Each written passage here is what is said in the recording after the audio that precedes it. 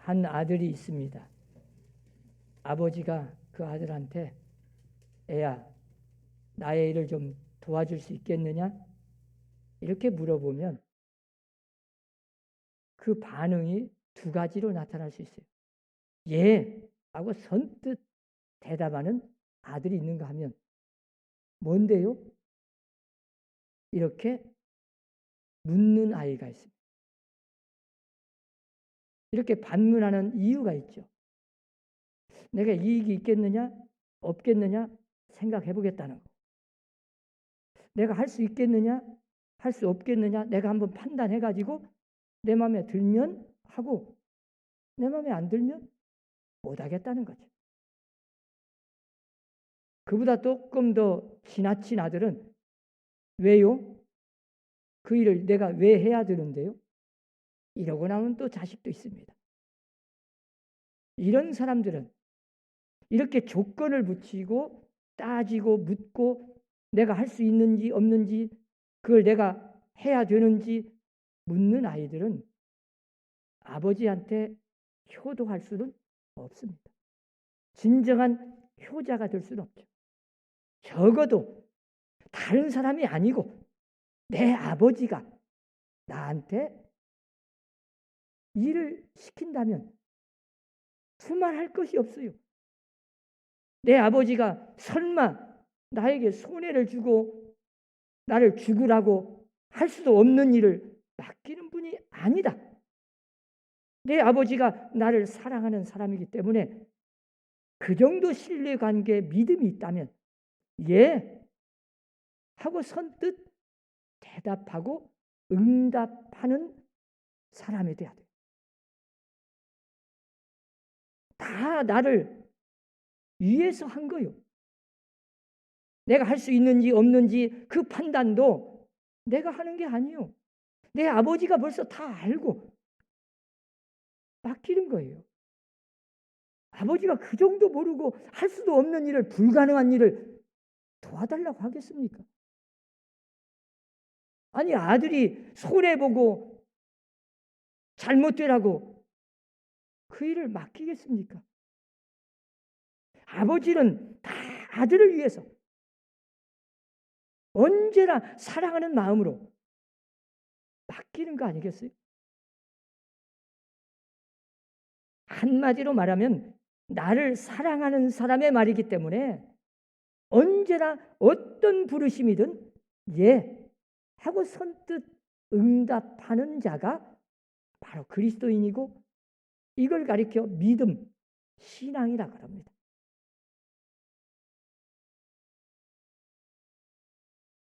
더 나아가서는 내가 할 수 있는지 없는지도 알 필요가 없어요.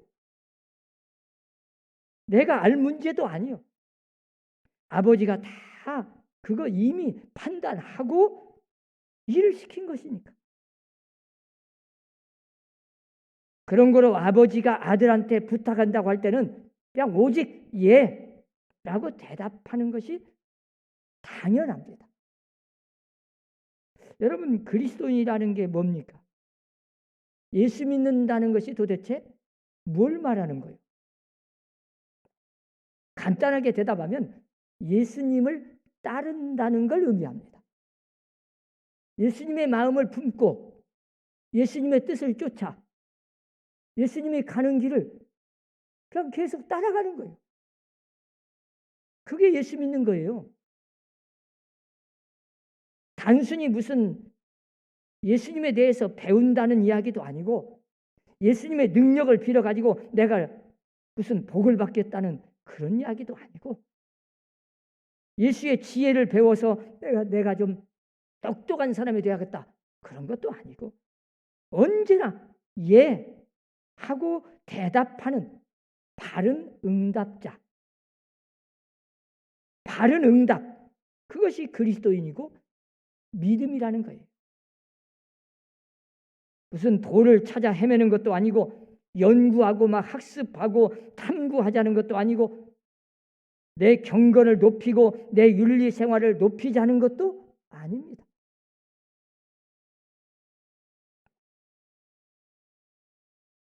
내가 미처 생각하지도 못하고 뜻하지도 못했을 때 어쩌면 나는 오히려 하나님의 뜻에서 반대 방향으로 계속 멀리 도망가고 있을 때 주님이 나를 먼저 찾아오셔서 나를 부르셨고 그 부르심에 내가 응답하는 것, 그게 신앙이고 그 사람이 바로 그리스도인이에요.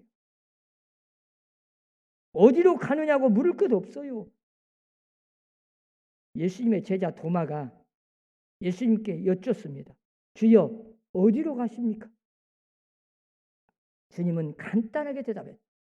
내가 곧 길이요 진리요 생명이니. 내가 길인데 어디로 가냐고 묻냐. 내가 설명한들 네가 뭐 알겠느냐.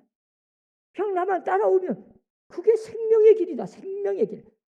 결과를 물을 것도 없어요. 주님 따라가면 어떻게 됩니까? 그게 생명이다. 생명. 내가 곧 길이고 진리고 생명인데 나를 따라오면 마지막은 생명을 얻는다. 그러므로 우리는 오직 예 하고 응답하면서 주님을 그냥 따를 뿐이요. 따라가면 알든 모르든 깨닫든 못 깨닫든 궁금하든 아무 상관없어요. 그 주님이 생명의 길로 나를 인도하고 계십니다. 어떻게 보면 따라가면서 깨닫게도 되고 알게도 되고 확신을 갖게 되고 배우면서 그리고 따라가면서 다시 한번 확인하게 되고 그리고 따라가면서 능력도 얻게 되는 거예요. 유명한 심리학자 존 가트라는 사람은 바람직한 자기 성찰을 위한 5가지 요건을 들었습니다. 자기 성장, 인생에서 성공하는 비결이에요. 이 5가지 요건 중에 첫 번째가 뭐냐? 자기든 남이든 먼저는 현실적으로 객관적으로 자신을 살필 줄 알아야 된다. 자, 내 자신이나 다른 사람을 객관적으로 현실적으로 정확하게 판단할 줄 알아야 돼. 그런데 대부분 사람은 객관적인 사실은 상관없이 자기 주관적으로 생각하고 자기 생각으로 판단해버려. 진실이 아니요, 그게. 남이든 자기든 자기 주관적인 생각일 뿐이요. 그런데 거기에 매여가지고 언제나 주관적인 생각에 집착을 해서 살아가는 사람이 있어요. 이런 사람은 자기 발전이 없습니다. 성장을 못해요. 그래서 결국 실패하는 인생이 되고 말죠. 그리고 두 번째는 자신은 물론 다른 사람에 대해서도 용납하는 마음이 있어야 돼. 우리가 마음을 열고 다른 사람이든 자기 자신에 대해서도 좀 용납을 해야 돼. 어떤 사람은 몇십 년 전에 자기가 실수한 거 그걸 가지고 지금도 나는 이런 놈이다. 나는 못해. 나는 이런 놈이야. 거기에 매여가지고 평생 한 발자국도 성장을 못해. 남만 용서하는 게 아니라 자기 자신도 용서할 수 있어야 돼. 나를 용서하는 사람이 남도 용서하는 거예요. 우리가 사랑도 그래요. 남을 용서하고 남을 사랑한다는 말은 자기 자신을 사랑해야 남도 사랑하는 거예요. 내가 기뻐야 남도 기쁘게 할 수 있어요. 내가 복 받는 사람이 되어야 남도 복을 주는 거예요. 내가 행복해야 남도 행복하게 할 수 있지. 나는 불행한데 늘 거기에 매여 있는데 어떻게 남을 행복을 하게 만들 수 있습니까? 그리고 세 번째는 현실적이고 장기적인 목표를 세워야 돼.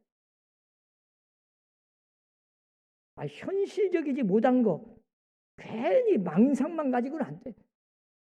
장기적인 목표를 가지고 차근차근 한 계단 한 계단 현실에 맞는 지금 할 수 있는 일을 하나씩 하나씩 그 목표를 향해 가는 거예요.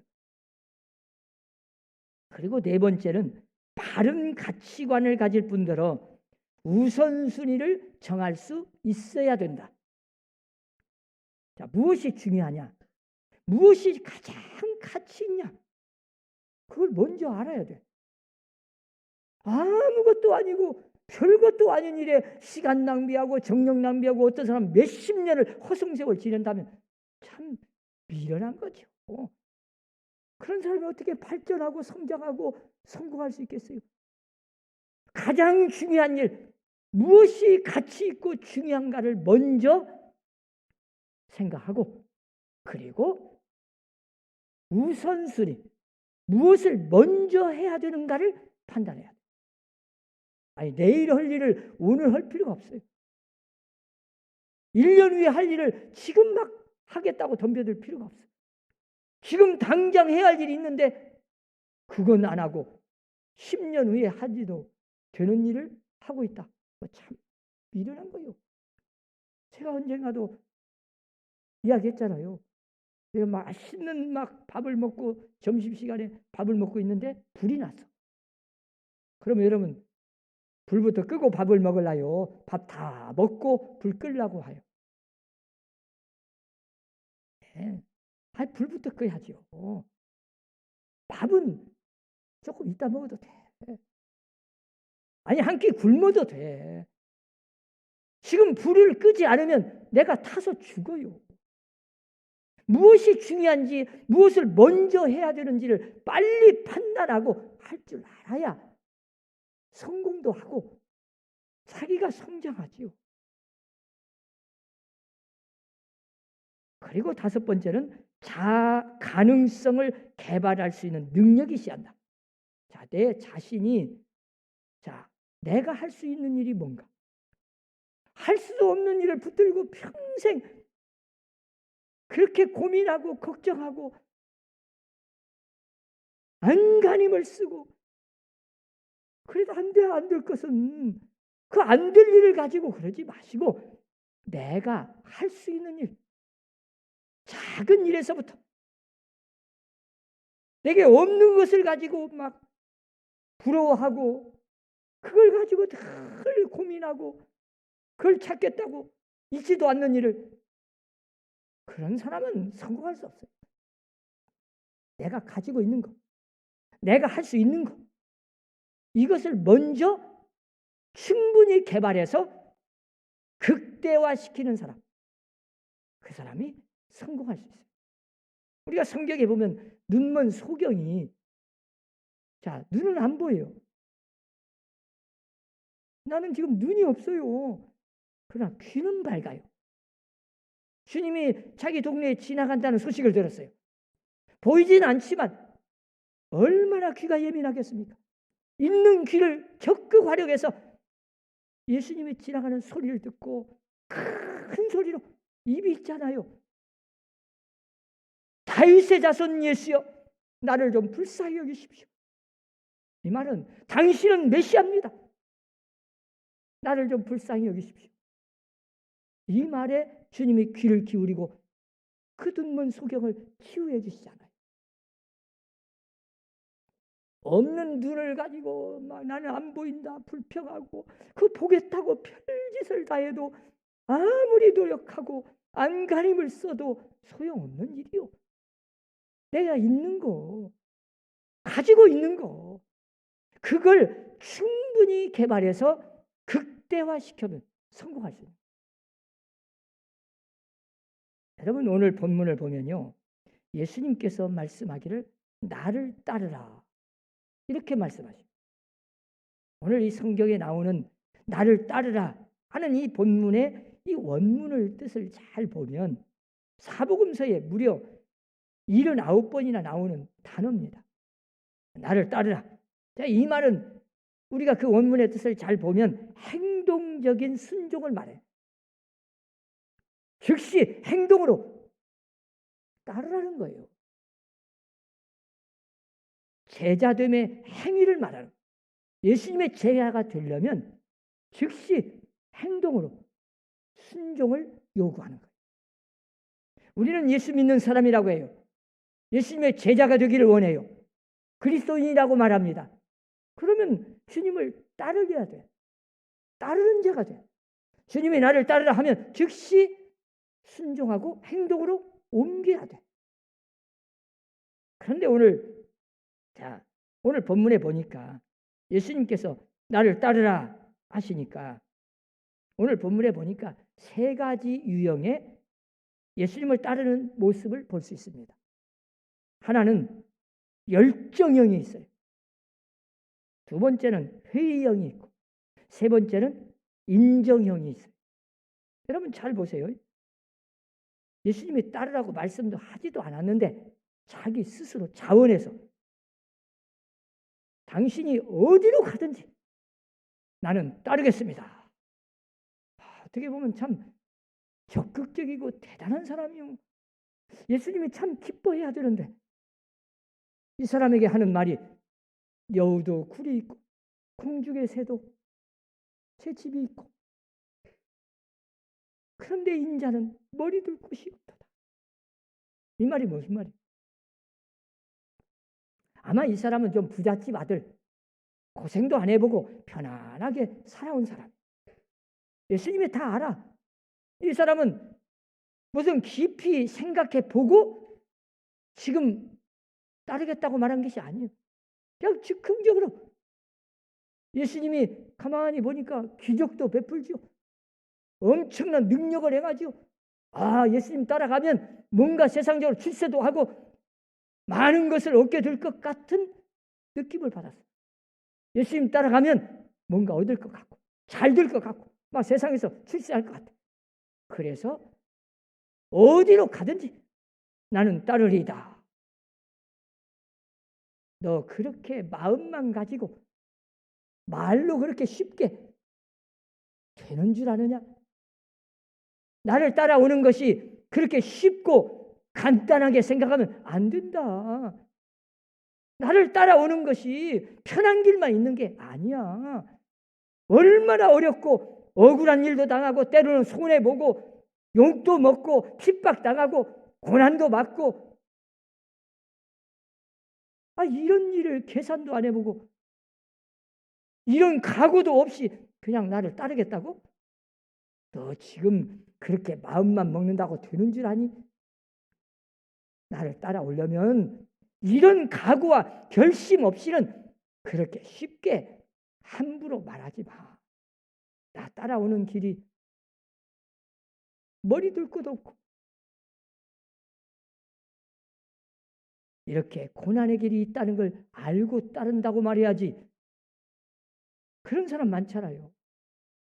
예수 믿고 교회 다니면 그냥 금방 가난한 자가 부자 되고 아픈 자가 낫고 잘 되고 출세하고 자식 잘 되고 막 자기 원하는 대로 편한 길만 착착착 되면 참 좋겠지만 예수 믿고 보면 때로는 모함도 당하고 억울한 일도 당하고 핍박도 받고 욕도 먹고 많은 손해도 보고 그럴 때가 있어요. 이런 것을 각오하고 결심하고 어떤 고난이 와도 이것은 주님이 걸어가신 길이다. 주님이 가신 길이다. 그러나 참고 견디고 따라가면 결국 합력하여 선을 이루고 그 고난이 때로는 나에게 유익이고 엄청난 축복이 온다는 걸 믿음으로 그 결과는 뻔한 거죠. 그리고 따라가는 거예요.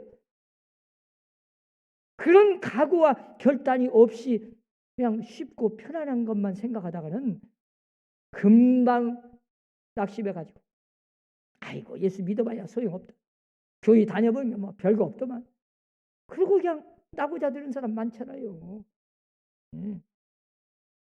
예수님께서 바로 이 첫 번째 사람에게 그렇게 말씀하는 내 열심 말은 좋은데 말부터 앞서고 막 즉흥적으로 그냥 열정적으로 막 적극적으로 하는 건 좋은데 좀 한번 생각해보고 나 따라오려면 뭔가 좀 어려운 일도 있고 힘든 일도 있고 고난도 있으니까 그렇게 손해볼 각오하고 따르라.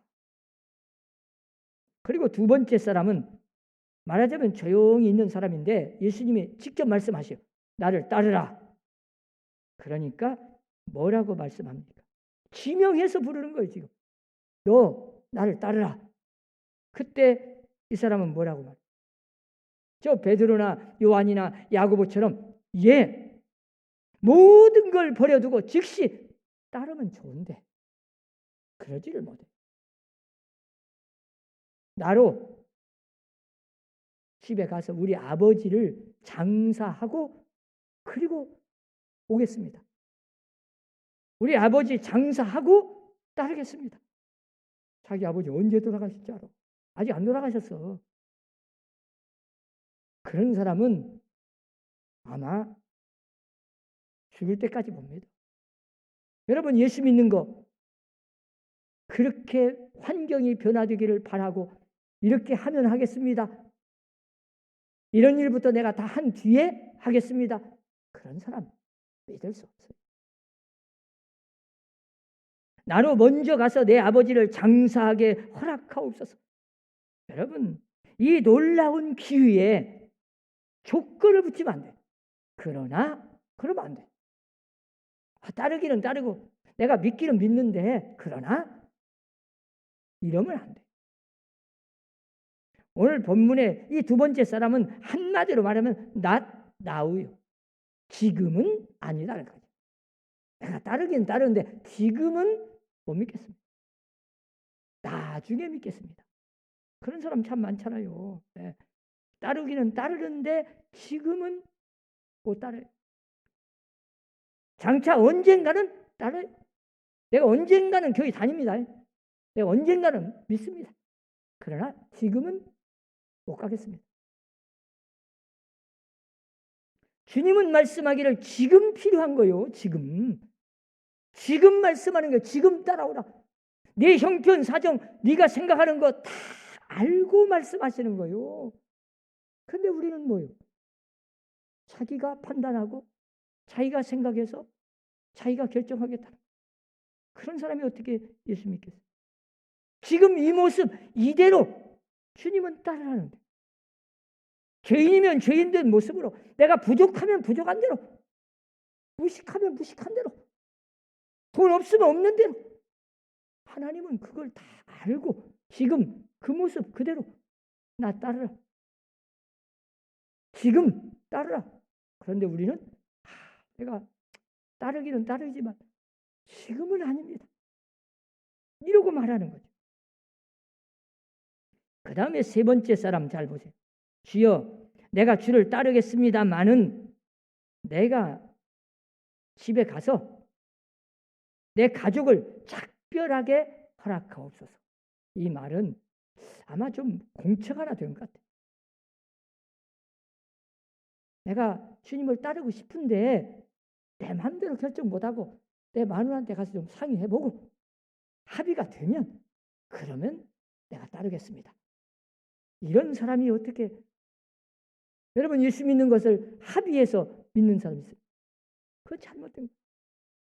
어떤 일이든 중요한 일은 자기가 결정하는 겁니다. 마지막 최종 결정은 내가 결정하는 거예요. 결단해서. 어떤 사람 가끔 보면 결혼해가지고 그냥 부부간의 사이가 안 좋아서 안 좋으면 꼭 부모 탓을. 나는 하기 싫었는데 우리 부모가 가라고 해서 그냥 갔다고. 또 어떤 사람 중매쟁이를 탓해. 왜 이런 사람을 나한테 중매했냐고. 그런데 그러지 않아요. 모든 책임은 자기 자신에게 있는 거예요. 내가 선택한 거예요. 마지막 최종 결정은 중요한 결정은 언제나 자기가 하는 거예요.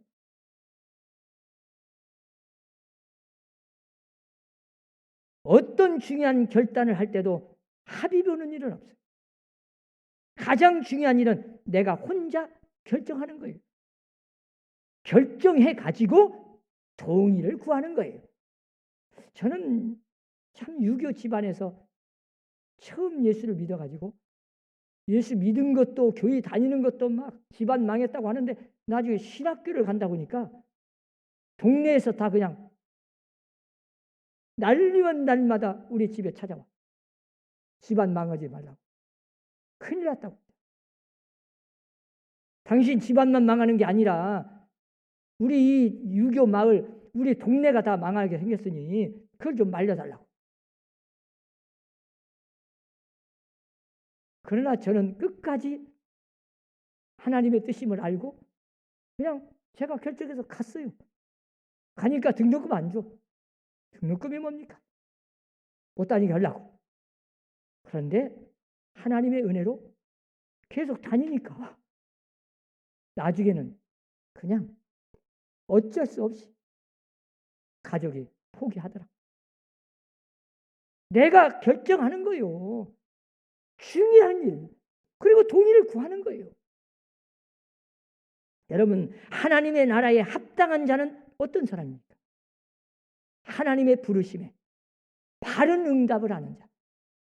즉시 응답하고 예 하고 따르는 자. 이게 진짜 예수 믿는 사람이고 바른 응답자, 바로 이게 신앙을 가진 사람이고 주님의 제자가 될 자격이 있는 사람. 주님은 지금도 우리에게 나를 따르라 하십니다. 이때 우리는 어떤 반응을 보이십니까? 예 하고 선뜻 기쁨으로 대답하고 아무것도 묻지 말고 염려하지 말고 결과를 묻을 것도 없어요. 그냥 주님의 뒤를 따라가면서 깨닫고 알고 확인하고 능력을 얻고 그래서 언제나 기쁨과 감사가 넘치는 행복한 신앙생활을 할 수가 있는 거예요. 사랑하는 우리 사람교회 성도들은 일평생 주님의 부르심에 언제나 바른 응답을 하고 즉시 순종하는 성도들이 되시기를 주의 이름으로 축원합니다. 기도합시다.